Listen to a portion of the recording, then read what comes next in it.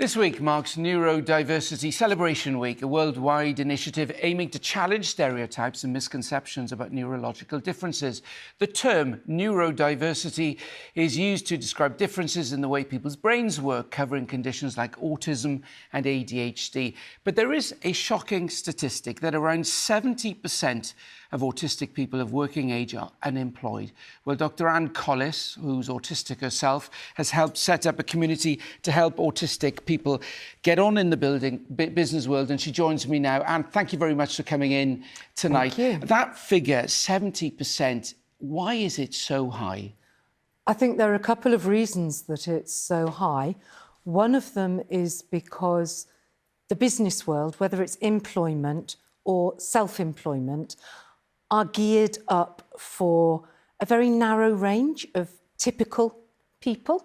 So if you fall outside of that, systems just don't work.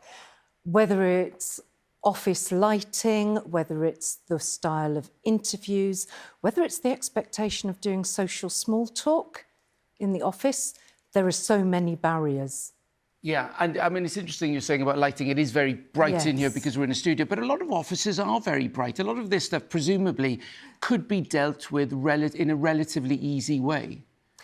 You would have thought so, but currently I'm still running my personal business out of our house because in 2 years I've failed to find premises that I can actually work in comfortably without creating a lot of health challenges. And the other side with lighting is that with the move to more sustainable lighting, one of the downsides has been that those lights can be even harder to tolerate. So in really good lighting and natural lighting, I'm fine like this.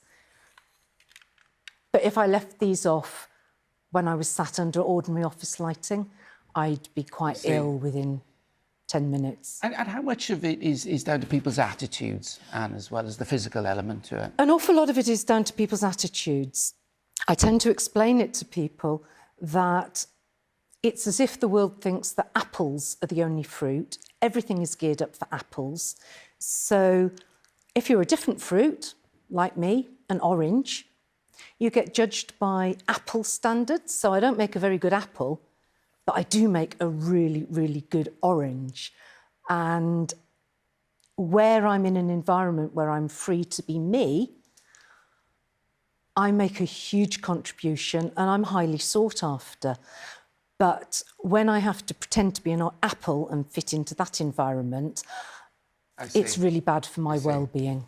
Well, Anne, thank you for your contribution tonight and raising the issues that you have. Thanks very much. Thank you.